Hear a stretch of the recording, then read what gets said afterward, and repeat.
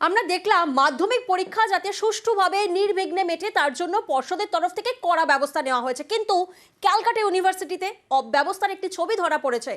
কারণ ক্যালকাটা ইউনিভার্সিটিতে কমার্স বিভাগের পরীক্ষা চলছিল আর সেই পরীক্ষার প্রশ্ন ফাঁস।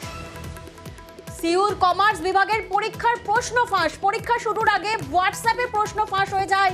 মহারাজা মনীন্দ্রচন্দ্র কলেজে পরীক্ষা চলছিল এবং সেই পরীক্ষা চলাকালীনই যেমনটা জানা যাচ্ছে হোয়াটসঅ্যাপে প্রশ্ন ফাঁস হয়ে যায়।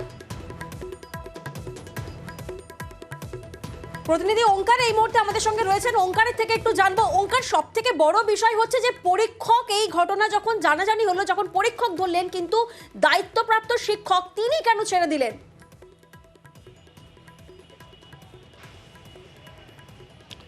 দেখো, প্রথমে যে বিষয়টি জানিয়ে রাখবো যে অবশেষে বিভিন্ন বাকবিতণ্ডা এবং পাশাপাশি বিভিন্ন বৈঠকের পর যেটা সিদ্ধান্ত হয়েছে তা হচ্ছে কলকাতা বিশ্ববিদ্যালয়কে পুরো বিষয় মেলের মারফত কিন্তু জানানো হয়েছে এবং যে ছাত্রের কাছ থেকে মোবাইল ফোন উদ্ধার হয়েছে তার খাতা কিন্তু বাতিল করা হয়েছে, এমনটাই আমরা মহারাজা মনীন্দ্রচন্দ্র কলেজ থেকে জানতে পারছি এখনো পর্যন্ত।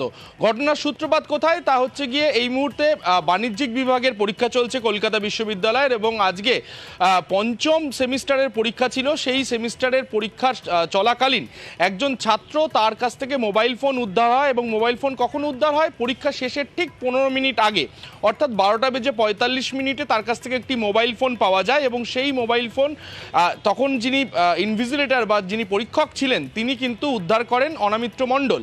এবং তিনি উদ্ধার করার পর সেখানে দেখা যায় যে হোয়াটসঅ্যাপের মাধ্যমে 9:59 অর্থাৎ পরীক্ষার লেখা শুরু হওয়ার 1 মিনিট আগেই কিন্তু পরীক্ষা হলে যে প্রশ্নপত্র দেওয়া হয়েছে সেই প্রশ্নপত্র বাইরে চলে গিয়েছে এবং সেখান যে নম্বরে পাঠানো হয়েছে সেই নম্বর থেকে ক্রমাগতভাবে উত্তর চলে আসছে।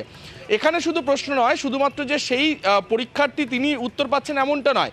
কলকাতা বিশ্ববিদ্যালয়ের অন্তর্গত অনেকগুলি কলেজেই কিন্তু বাণিজ্যিক বিভাগের পঞ্চম সেমিস্টারের পরীক্ষা এই মুহূর্তে চলছে। তাহলে কি তারাও সেই প্রশ্নের উত্তর পেয়ে যাচ্ছে? সেটা যেরকম প্রশ্ন, ঠিক এক জায়গা থেকে দাঁড়িয়ে সেই পরীক্ষক কিন্তু সরব হন এবং তিনি বলেন যে কোনো রকম ভাবেই এই ছাত্রকে কিন্তু ছেড়ে দেওয়া যাবে না, কারণ তিনি কিন্তু এই যে তারপরেই অভিযুক্ত পরীক্ষার্থীর খাতা বাতিল মেল করে জানায় কলকাতা বিশ্ববিদ্যালয়। প্রথমেই আমরা বলে দিই যে মোবাইল ফোন বা স্মার্ট ওয়াচ বা কোনো রকম স্মার্ট গ্যাজেট যাতে না নিয়ে ঢোকে কেউ, সেটা বলে দেওয়া হয়েছিল। তা সত্ত্বেও আপনারা জানেন যে অনেকেই ঢোকে। পরীক্ষা শেষের মুহূর্তে যখন ধরুন 12:45 নাগাদ একজনকে ধরি যে মোবাইল নিয়ে লিখছিল, মোবাইলের ভেতরে কি দেখে লিখছিল যেটা দেখলাম, সেটা দেখে আমি খুব চমকে গেছি। সে কোশ্চেন পেপার অলরেডি আউট করে দিয়েছে 9:59, সেটা আমি দেখলাম একটা হোয়াটসঅ্যাপে একজনকে পাঠিয়ে দিয়েছে এবং উল্টো দিকে যিনি ছিলেন তিনি ক্রমাগত আনসার ওকে পাঠিয়ে যাচ্ছিল।